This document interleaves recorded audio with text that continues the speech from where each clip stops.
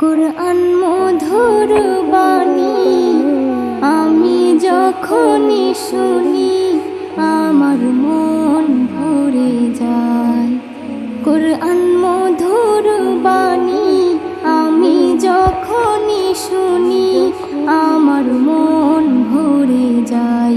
শোনো মুমিন মুসলমান, পড়ে দেখো না কুরআন, কত শান্তি পাওয়া যায়।